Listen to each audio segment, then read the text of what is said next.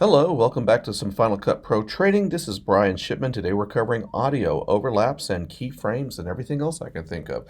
Let's start right now by looking at our timeline down here, our project. And you see these little lines here in Final Cut Pro. These are your audio control levels right here. So I can raise and lower my audio right here and control how loud this is. This is some fertilizer being spread. Let's listen. And there it is, there's my audio. Now how loud is it supposed to be? Well, let's look at our VU meters. Right here below the viewer window, we have our little VU meters. And if I click on them, see how they appear on the right over here? So watch this again, I'll play. Here's the VU meter, I click over here. And now we can really see our audio much better over here. Now if I don't have a voiceover or anything else that I want the viewer to listen to and I want the viewer to hear this fertilizer, then I'll just bring it up like this until I'm around -6 or 0 decibels. Watch. See over here, we want to be around -6, and that's loud enough for fertilizer. But sometimes we want to do a fade. So let's talk about fades. The sound from this shot to this shot is quite abrupt, and we'd like to fade that in a little smoother. Here's what we do. First of all, let's double click on the audio section down here. Below the video, double click. See how we expand the audio and video? And this allows us to do something very important in audio, overlap. Let's overlap the audio from this clip into the next one.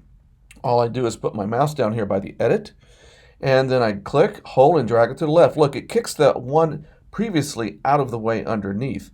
And while I'm underneath this clip, I can come here to the edge of the audio, and you see the little ball on the end there? Let me zoom in here so you can really see that.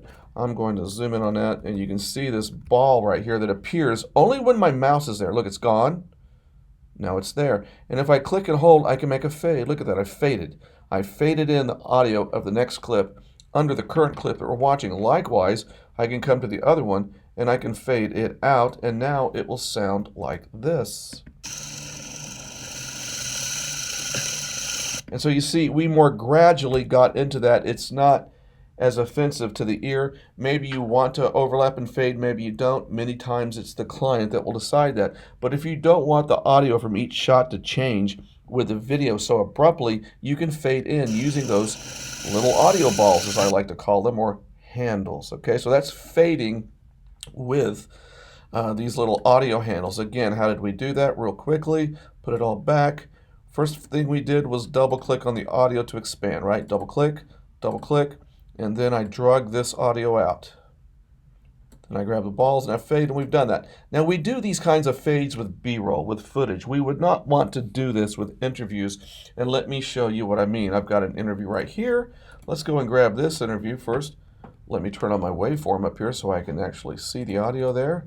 There we go. And I'm going to find this right here. And as all these residential areas, people are living on. I'm going to pick her up with people living on the right. I'll stop right there. I'll hit I, and I'm going to take about that much of it. And I want to insert this audio in between, put this back right here, these two shots. This shot and this shot, I want to insert that audio. So I'm going to do that by hitting the letter W, and it will put that shot right in between the pieces of B-roll. So I want to pick up this interview where she says people. People are living. And you can see right there is where she says people. Now I'm going to hit Z, zoom in, back to A for arrow. People should be right there. Now I don't want to do a ball fade with these handles like this, right? I want to come right to where she says people, which is that first little bump right there in the audio. I'm going to hold down the Option key. Holding down the Option key with my mouse, I jostle it along the audio line until I get a keyframe. There's a keyframe. See, it says adjust volume. Click once. All right, bring the mouse over. Click one more time. I now have 2 keyframes. I'll take the first one and bring it down. Look at that. People are living on really small. Now, is she loud enough? Let's look over here while we play it. Living on really small. She is not. Let's bring her up all the way. Living on really small pieces. And that's a lot better. It's not quite where I want it to be, but we'll address that later. It's louder. But now that I have my audio in here, I don't want to just play the whole interview. I got to watch this whole shot before it. That's kind of boring. No, let's listen to her. Let's have her talk a lot sooner. All right, so here's this shot. And by that time, I'm done with it. I want to start hearing the interview. So here's how we do that. Step 1, let's double click on both of them and expand the audio and video. Step 2, let's bring the interview clip all the way over here to where I want it. I do that by putting my playhead in the edit, And I'm going to drag it to the left. Look, see how my audio is coming with me? I'm trimming, but I'm trimming everything from the right to the left to right there. Now it looks like, sounds like this. People are living on really small Okay. pieces. That's great, but we're not done. I don't want to see her till she's talked for a few seconds. Let's say not till about right there. That's fine for me. So I'm going to hit T for advanced trimming, T. And when I do that, I put my playhead down there, and look, I've got a film strip on both sides. This means I'm trimming video only, no audio. Audio is set. I want her to start talking right there.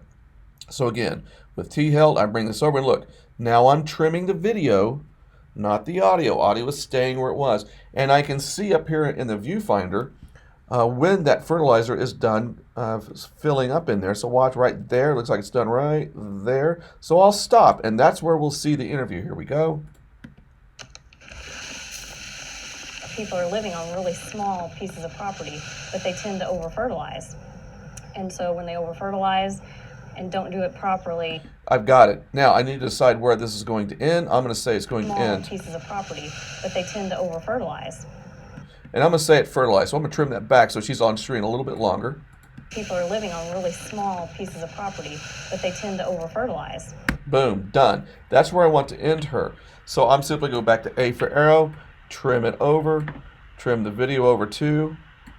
Now I've got one more issue. Down here, I've still got this fertilizer People noise. are living on I need to bring it up so when it comes on, it's a little louder.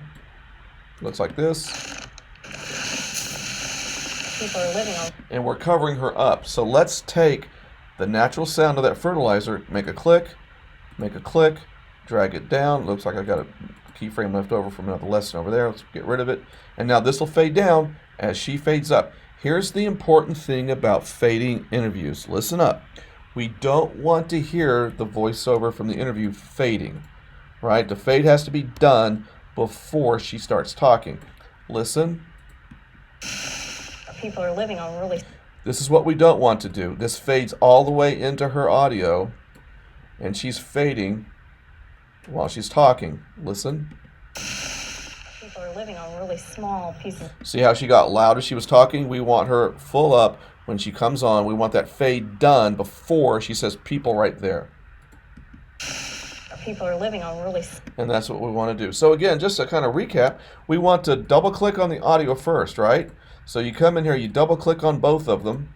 And because you've done that, you can now move this audio independently underneath the other one, right? So we're overlapping into the previous shot, letting this extend into the next shot. I can even put a little ball toggle fade right there if I want to. And that's how we do that. Again, audio keyframing, watch your audio levels. Don't make them so noticeable they ruin your story. We want people to listen to our stories, not be distracted by them. See you next time.